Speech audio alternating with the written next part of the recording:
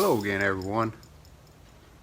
Got the 66 Fastback down at the shop today. Getting ready to put it up on the lift. But what I want to talk about are 8 steps that I do to prepare the car for winter storage. I know there's lots of ideas on how to prepare your car to store it over the winter. That way it'll be good and fresh in the spring and won't have any issues with it then. These are steps that I take.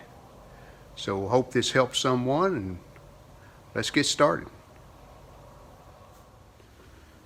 Step 1, Sta-Bil, or any type of fuel treatment that you choose to use. I just use Sta-Bil because I know it's good stuff. So I have about a half a tank of fuel still in the Mustang, and if you read the Sta-Bil instructions, it says 2.5 gallon per 1 ounce of Sta-Bil. So I put about 3 ounces in the tank. And the reason that's step 1 is I need to warm the car up, because step 2 is oil change. So while I'm warming it up, I'll have the Sta-Bil in the tank, and that'll put it through the fuel system and will be good for the winter.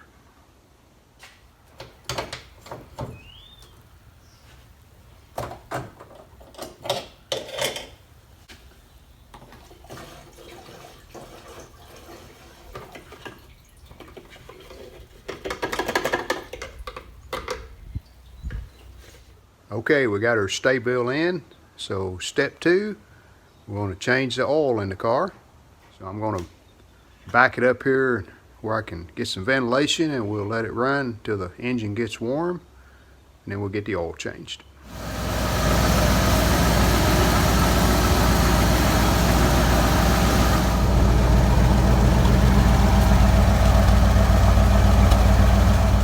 We got our temperature up to 100 degrees, so that's warmed the oil up enough to change it.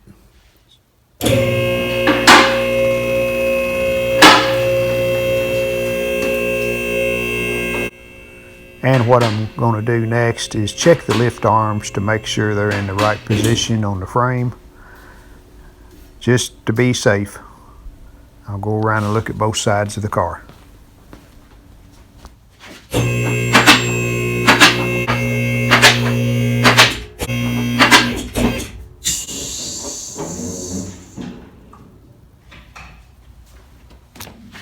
And here's what I use to drain the oil in. Just a transmission jack.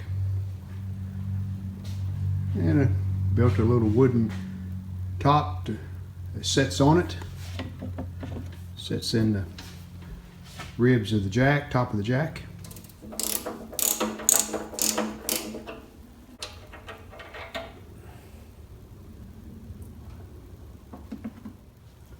This oil's got probably 1,500 miles on it.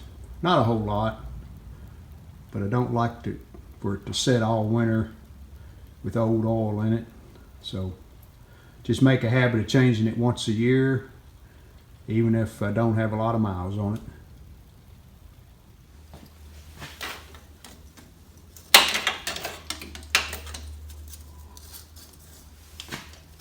After removing the old oil filter, we're ready to put the new filter on. Using a Fram filter. Had good luck with them, as they work as well as any other brand. Using Valvoline 10W40 synthetic blend. It is high mileage, max life, so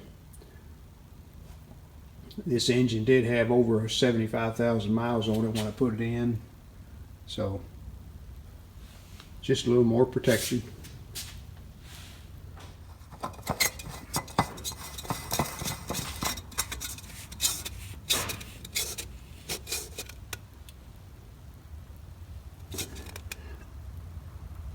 The way I put an oil filter on is get it snug and then go about a half a turn more.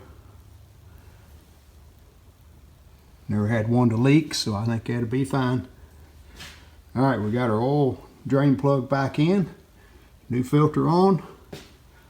So let's let the car down and we'll put some oil in. Going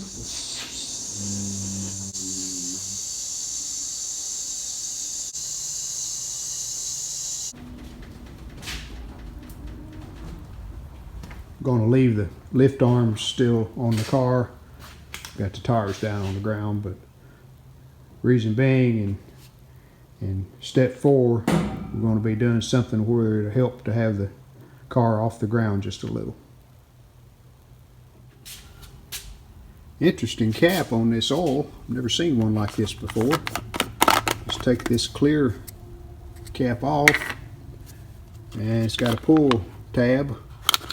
You open it, and if you'll look, it's got a little funnel shape at the end there.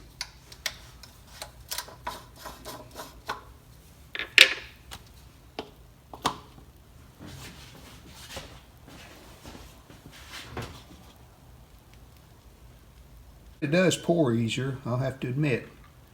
Just that little shape of that spout makes it a lot easier. And this engine holds 5 quarts with a filter, so this is a 5-quart jug. We'll pour it all in. Now, I kind of like that spout. That's pretty neat.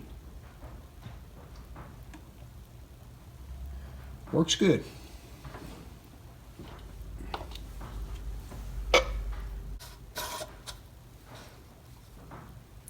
Didn't spill a drop. Step 3, we're going to check the antifreeze in the radiator. Make sure it's up to snuff.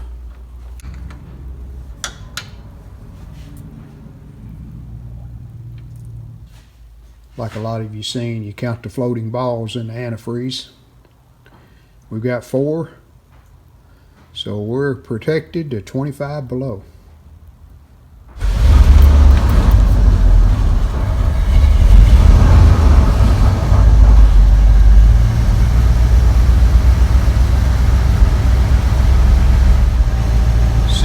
Pounds of oil pressure, so I think we're good. Oil's up to the full mark on the stick.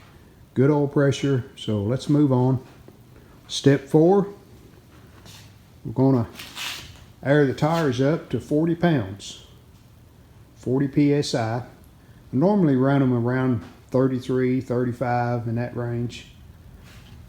But tires, you know, if a car sits around all winter, they tend to lose a little bit of air sometimes, so I'm going to put 40 pounds in each one. And then by spring, we should still be okay on tire pressure. And the reason I left the lift under the car is to raise it up a little bit off the ground. Makes it easier to put some air in all 4 tires.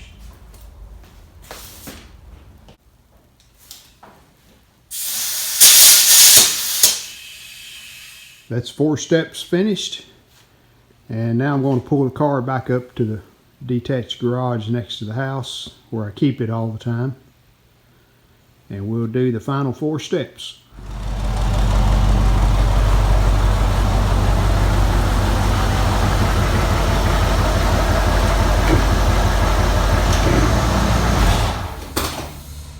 Step 5. You're wondering, what are these for? Well, let me show you.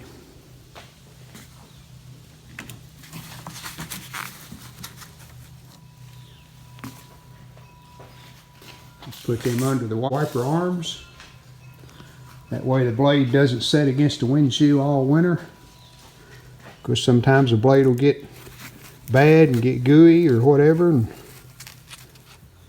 step 6. Just a duster. And I wipe off the dash. Get any spiders.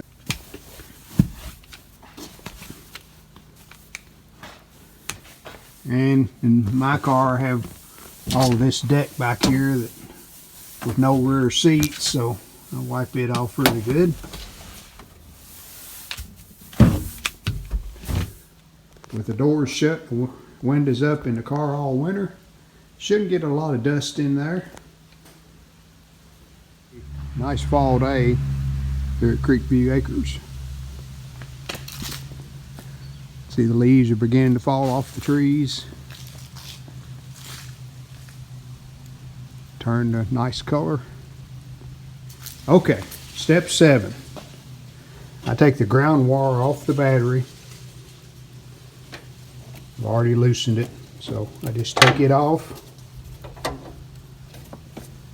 So there's no drain on the battery through the winter. I know some folks take the battery completely out in case it leaked or something during the winter, but I've never had one to do that. And I will check it periodically just to make sure that we're still, don't see any evidence of leaks. So step number 7, take the ground wire off the battery. I've got a little battery tender. Clip it on the battery, leave it on there. Just enough to keep the battery charged up.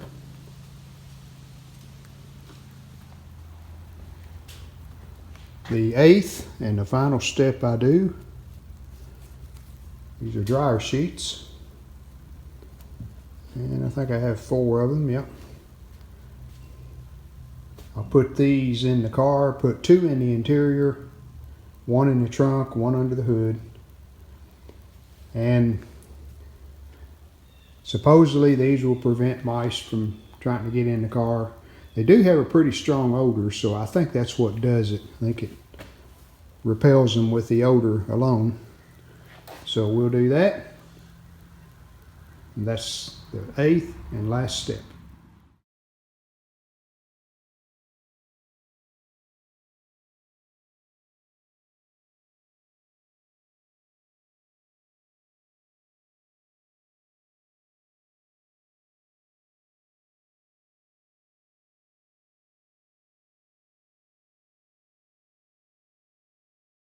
We hope you've enjoyed this video. If you did, hit the like button, and we'd love it if you would subscribe to our channel. Thanks.